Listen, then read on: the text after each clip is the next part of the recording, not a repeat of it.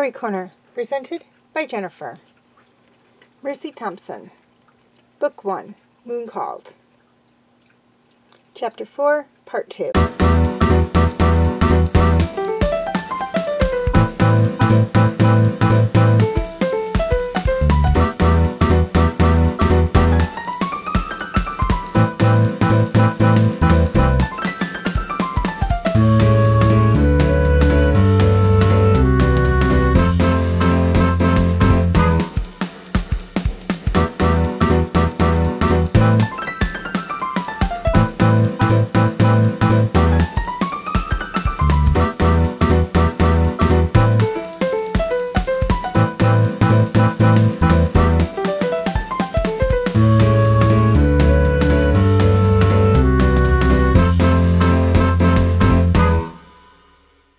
And Ben's wish. I suppose I should have had nightmares, but instead I slept deeply and without dreams. None I remembered anyways. I slept with the radio on because otherwise with my hearing all I did was catnap all night long. I tried earplugs, but that blocked sound a little too well for my peace of mind. So I turned music on low to block the normal sounds of night and figured anything louder would wake me up. Something woke me up that morning about an hour before the alarm. But though I turned down the music and listened, all I heard was a car with a well-muffled Chevy 350 driving away. I rolled over to go back to sleep, but Medea realized I was awake and began yelling at me to let her out. She wasn't particularly loud, but very persistent. I decided it had been long enough since Adam's note that letting her run wouldn't make him feel like I was deliberately defying him. It would also buy me some quiet so I could catch at least an hour of sleep. Reluctantly, I got out of my warm bed and pulled on jeans and a t-shirt. Happy to have me up and moving, Medea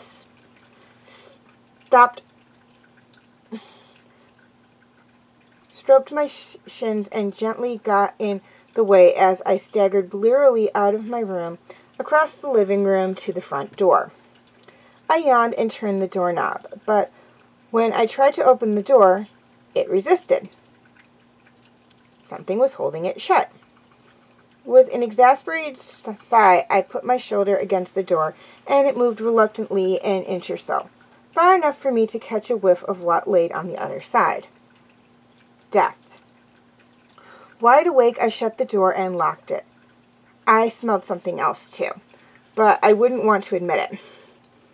I ran back to my room, shoved my feet in my shoes, and opened the gun safe.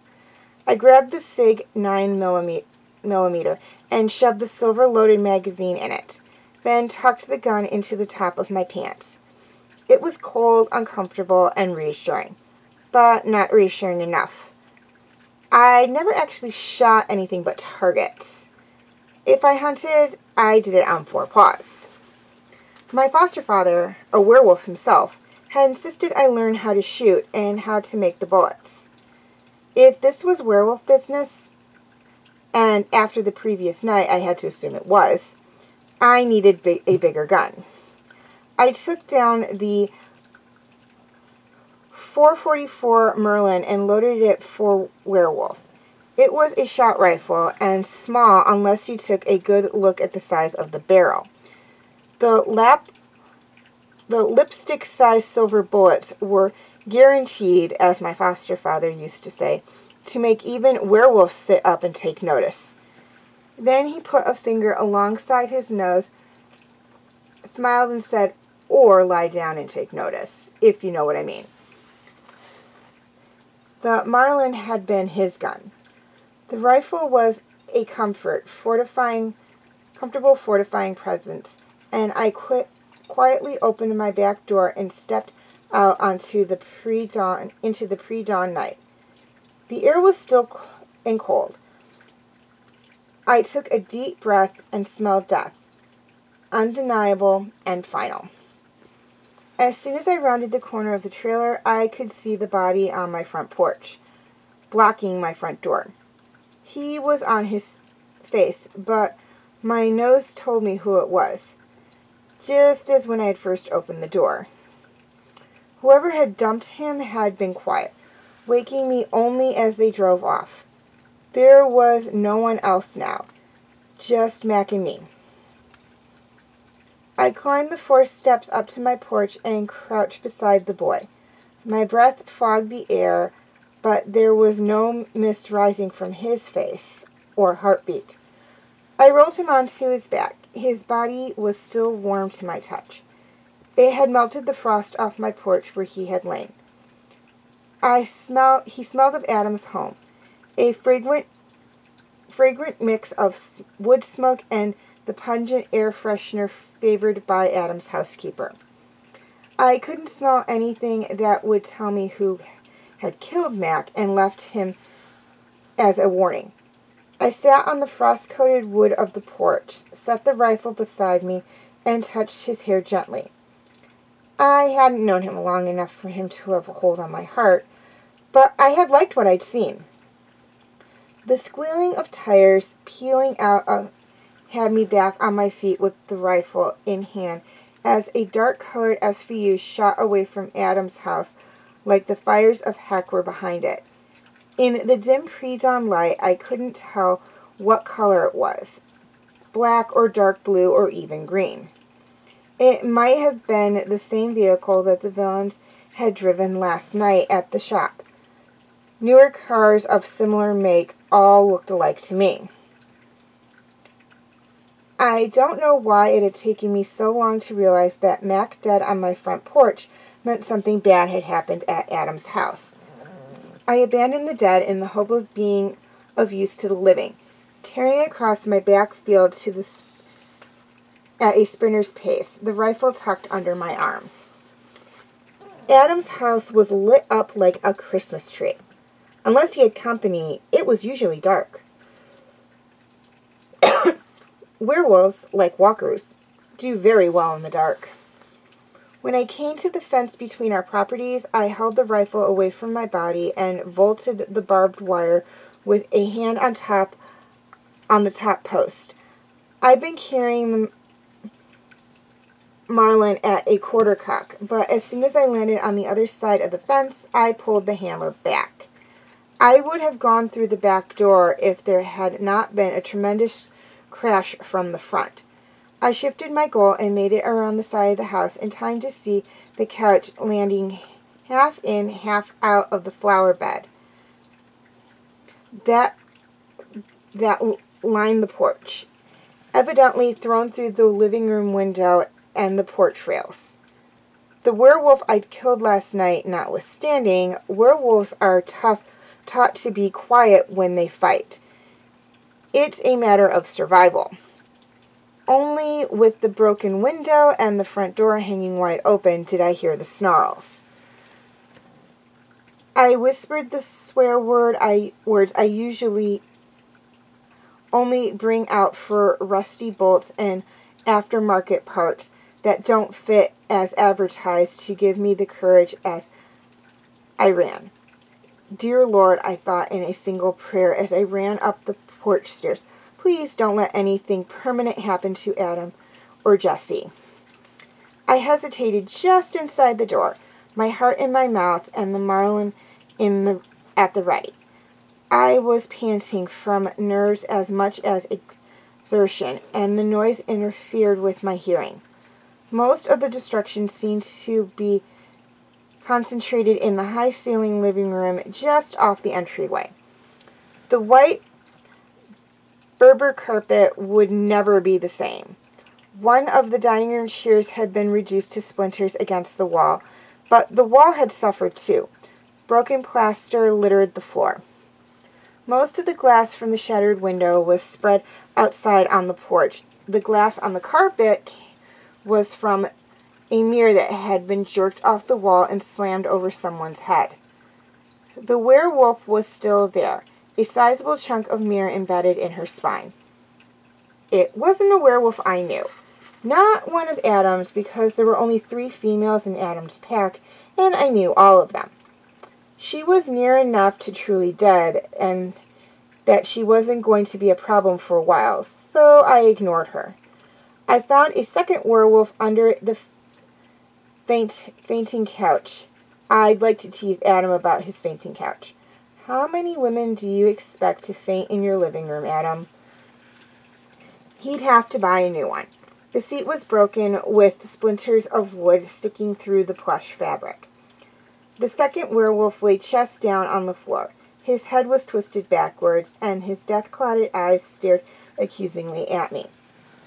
I stepped over a pair of handcuffs, the bracelets bent and broken. They weren't steel or aluminum, but some silver alloy. Either they were specifically made to restrain werewolves, or they were specialty items from a high-ticket BDSM shop. They must have been used on Adam. He'd never brought a wolf he had to restrain into his house while Jesse was here. The noise of the fight was coming from around the corner of the living room, towards the back of the house. I ran along the wall, glass crunching under my feet, and stopped just this side of the dining room as wood cracked and the floor vibrated. I put my head around the corner cautiously, but I needn't have worried. The fighting werewolves were too involved with each other to pay any attention to me. Adam's dining room was large and open, with patio doors that looked over a rose garden. The floors were oak parquet, the real stuff. His ex-wife had a table that could seat 15 made to match the floor. That table was upside down and embedded in the far wall about 4 feet from the floor. The front of the matching china closet had been broken, as if someone had thrown something large and heavy into it. The result of the destruction was a fairly large, clear area for the werewolves to fight in. The first instant I saw them, all I could do was hold my breath at the speed and grace of their motions. For all their size, werewolves were remarkably graceful, still resemble their graceful cousin, the timber wolf, more than a mastiff or St. Bernard, who are closer to their weight. When wares run, they move with a deadly, silent grace. But they aren't really built for running. They are built for fighting. And there is a deadly beauty to them that comes out only in battle. I'd only seen Adam's wolf form 4 or 5 times, but it was still something you don't forget. His body was a deep silver, almost blue, with an undercoat of lighter colors. Like a Siamese cat, his muzzle, ears, tail, and legs deepened to black. The wolf he was fighting was bigger, a silvery buff color more common among coyotes than wolves. I didn't know him. At first, the size difference didn't bother me. You don't get to be alpha without being able to fight. And Adam had been a warrior before he'd been changed. Then I realized that all the blood on the floor was dripping from Adam's belly. And the white flesh I saw on his side was a rib bone. I stepped out where I could get a better aim and lifted the rifle, pointing the barrel at the strange werewolf, waiting until I could take a shot without risking hitting Adam. The buff-colored wolf seized Adam just behind his neck and shook him like a dog killing a snake. It was meant to break Adam's neck, but the other werewolf's grip wasn't firm, and instead he threw Adam into the dining table, sending the whole mess crashing onto the floor and giving me the opportunity I'd been waiting for. I shot the wolf in the back of the head from less than 6 feet away, just as my foster father had taught me. I shot him at a slight downward angle so that the Marlin's bullet didn't go through him and travel to hit anyone else who happened to be standing in the wrong place for the next quarter mile or so. Marlin 444s were not built for home defense. They were built to kill grizzlies and have even been used a time or two to take out elephants. Just what the doctor ordered for werewolves. One shot at all but point blank, and he was dead. I walked up to him and shot him one more time, just to make sure. I'm not usually a violent person, but it felt good to pull the trigger. It soothed the building rage I felt ever since I knelt on my porch next to Mac's body. I glanced at Adam lying in the middle of his dining room table. In the midst of his dining room table. But he didn't move, not even to open his eyes. His elegant muzzle was covered in gore. His silver hair was streaked dark with blood and matted so it was hard to see the full extent of his wounds. What I could see was bad enough. Someone had done a fair job of gutting him. I could see pale intestines and the white of bone where the flesh had peeled away from his ribs. He might be alive, I told myself. My ears were still ringing. I was breathing too hard, my heart racing too fast and loud. It might be enough to cover the sound of his heart, of his breathing. This was more damage than I'd ever seen a werewolf heal from. Far more than the other 2 dead wolves or the one I killed last night. I put the rifle back on quarter cock and waded through the remains of the table to touch Adam's nose. I still couldn't tell if he was breathing. I needed help. I ran to the kitchen where, in true Adam fashion, he had a tidy list of names and numbers on the counter just below the wall phone. My finger found Daryl's name with his work, home, and pager number printed in black block letters. I set my gun down where I could reach it fast and dialed his home number first. You have reached the home of Dr. Daryl Zaro. You may leave a message after the tone or call my pager at 543. Daryl's brassy rumblings sounded intimate despite the personal message. I hung up and tried his work number, but he wasn't there either. I started dialing his pager, but while I'd been trying to call him, I'd been thinking about our encounter last night. This isn't the time, he told Ben. I hadn't given it a second thought last night, but there had been special emphasis in his voice. Had he meant, as I assumed, not affiliated, not after all the effort Ben had put into being on his best behavior since his banishment from London? Or had it been more specific, as in, not now when we have greater matters to deal with? Greater matters like killing the Alpha.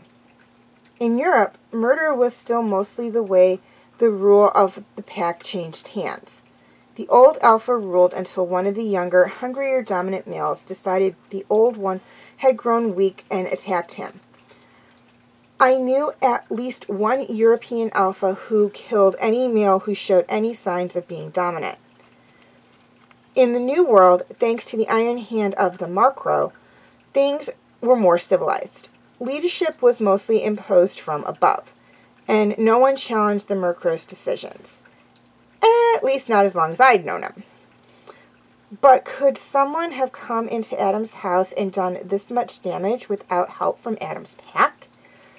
I hung up the phone and stared at the list of names, none of whom I dared call for help until I knew more about what was going on. My gaze dropped and rested on the photographs in a wooden frame set out beside the list. The younger Jessie grinned at me with a baseball bat over her shoulder, like a cat pulled a little too tight on one, and a cat pulled a little too tight on one side. A little to one side. Jessie. I snatched up my rifle and sprinted upstairs to her room. She wasn't there. I couldn't tell if there had been a struggle or not. Jessie tended to live in a turmoil that reflected itself in the way she kept her room. In coyote form, my senses are stronger. So I hid both my guns under her bed, stripped out of my clothes, and changed. Jessie's scent was all over the room, but I also caught a hint of the human who confronted Mac at my garage last night. I followed the trail of his scent down the stairs, and because Jessie's scent was too prevalent to find a single trail. I was almost out the door when a sound stopped me in my tracks. I temporarily abandoned the trails to investigate. At first I thought perhaps I only heard one of the pieces of the overturned furniture settling. But then I noticed Adam's left front paw had moved. Once I saw that, I realized I could hear the almost imperpetual sound of his breathing. Maybe it was only the sharper senses of the coyote, but I would have sworn he hadn't been breathing earlier. If he was alive, there was a very good chance he'd stay that way. Werewolves are tough. I whined happily, crawling over the wreckage of his table, and licked his bloody face once before resuming my search for his daughter. Adam's house is at the end of a dead-end road. Directly in front of his house is a turnaround. The SUU I'd seen take off, presumably with Jesse, had left a short trail of burning rubber.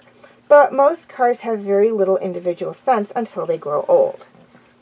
This one had not left enough behind for me to trail once the tang of burnt rubber faded from its tires. There was no more trail to follow. Nothing I could do for Jesse. Nothing I could do for Mac.